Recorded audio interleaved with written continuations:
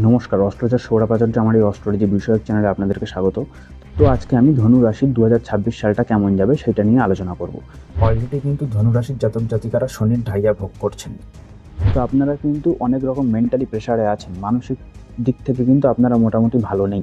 তো সেক্ষেত্রে কিন্তু রাহু এবং বৃহস্পতি আপনাদের কিন্তু অনেকটা সেটা প্রোটেক্ট করার চেষ্টা করবে এই মোটামুটি 2026 সালে, ঠিক আছে?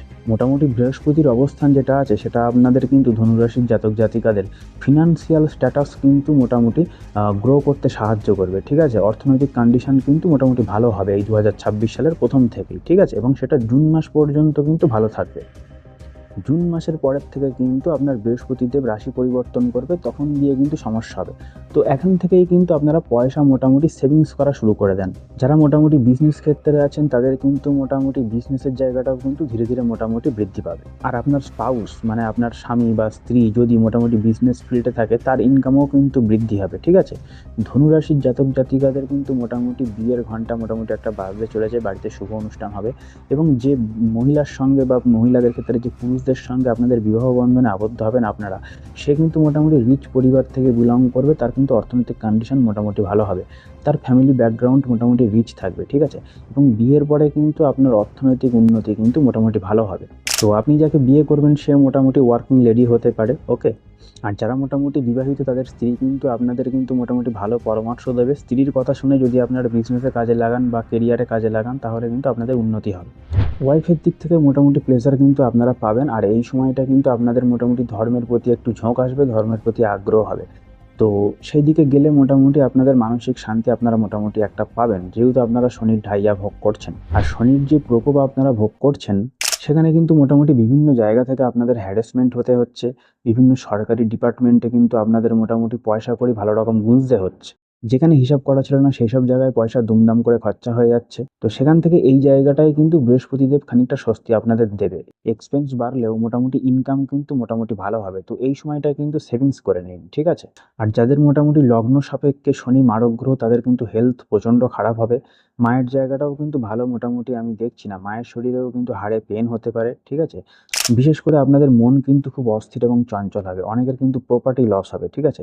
ওই যে বললাম শনির ঢাইয়া, তো এর ফলেই কিন্তু আপনাদের প্রপার্টি মোটামুটি হাতছাড়া হবে, মোটামুটি লিটিগেশনও আপনাদের উপরে আসবে। তো সাবধানে থাকতে হবে, ঠিক আছে? স্বামী স্ত্রী মনোমালিন্যের জায়গা একটা তৈরি হবে, তো সেটা কিন্তু জুপিটার মোটামুটি প্রোটেক্ট করবে। আর 2026 জুন মাসের পরের থেকে রাশি কিন্তু পরিবর্তন করতে চলেছে বৃহস্পতি, তো সেক্ষেত্রে কিন্তু সেই সময় শনির প্রকোপটা আপনাদের উপরে বাড়বে, ঠিক আছে? সেই সময় কিন্তু ওয়াইফের সঙ্গে মনোমালিন্য হলে কিন্তু সমস্যা, সেটা খারাপ পর্যায়ে চলে যেতে পারে। এমনও হতে পারে জুন মাসের পরের থেকে আপনার যে ওয়াইফের স্বাস্থ্যটা কিন্তু গড়বড় হতে পারে। ধনুরাশির জীবনে একটা বড়সড় ট্রান্সফরমেশন আসবে কিন্তু জুন মাসের পরে, ঠিক আছে? পরিস্থিতি কিন্তু গুরুতর হবে, মন কিন্তু খুবই খারাপ হবে, ঠিক আছে? থাকার জন্য শেল্টারও পাওয়া যাবে না, এমন অবস্থাও কিছু কিছু মানুষের ক্ষেত্রে হতে পারে। তবে জুন মাস পর্যন্ত কিন্তু বৃহস্পতিদেব এবং রাহু ভালো অবস্থান, সেটা আপনাদের প্রোটেক্ট করবে, ঠিক আছে? ধনুরাশির জাতক জাতিকার অনেকের ঘরে কিন্তু নবজাত শিশুর জন্ম নিতে পারে, তো সেটা কিন্তু একটা সুখবর। আচ্ছা, কেরিয়ারের দিকটা যদি আমি বলি, কেরিয়ারে কিন্তু মোটামুটি আপাতত ভালো, কিন্তু জুনের পরেই কিন্তু প্রবলেমটা আসবে। রাস্তাঘাটে অ্যাক্সিডেন্টেরও কিন্তু সম্ভাবনা আছে, তো সেই জন্য মোটামুটি সাবধানে আপনাদের চলাফেরা করতে হবে, ঠিক আছে? আচ্ছা, বছরের শেষে কিন্তু মোটামুটি টাকা পয়সারও ক্রাইসিস আসবে। বছরের শেষ দিকে কিন্তু মোটামুটি বাড়িতে চুরি হওয়ার সম্ভাবনা আছে, ঠিক আছে? আপনি রাগের মাথায় কাউকে কোনো ক্রূর শব্দ বলে দিতে পারেন। বছরের শেষের দিকটা আপনারা যতটা এফোর্ট দেবেন ততটা কিন্তু বাস্তবায়িত হবে না, সেই এফোর্টটা কাজে লাগবে না। যাদের মোটামুটি বিয়ে হবে বললাম তারা কিন্তু জুন মাসের পর থেকে দাম্পত্য জীবনে সাবধানে থাকবেন, ঠিক আছে? বিয়েটা কিন্তু দিনক্ষণ দেখে স্থির নক্ষত্র দেখে করুন, না হলে কিন্তু হুটপাট করে যদি যেমন তেমন দিন দেখে যদি বিয়ে করে নেন, ঠিক আছে? দিন না দেখে যদি বিয়ে করে নেন তাহলে কিন্তু জুন মাসের পরের থেকে কিন্তু আপনারা দাম্পত্য জীবনে সমস্যায় পড়তে পারেন। ক্লোজ রিলেটিভের সাথেও কিন্তু মোটামুটি একটা আর্গুমেন্টের জায়গা তৈরি হবে। বছরের প্রথম দিকটা কিন্তু মোটামুটি এইসব সমস্যা থাকবে না। প্রথম দিকে কিন্তু সমস্যা আসলে সেটা আপনারা অনায়াসে মোটামুটি পার করে নিতে পারবেন। কেননা রাহু মোটামুটি ভালো অবস্থান আছে, ঠিক আছে? শত্রুরাও কিন্তু আপনাদের ক্ষতি করতে পারবে না। আচ্ছা, শ্বশুরবাড়ির ওপরে কিন্তু আপনাদের পয়সা কিন্তু একটু মোটামুটি খরচা হবে।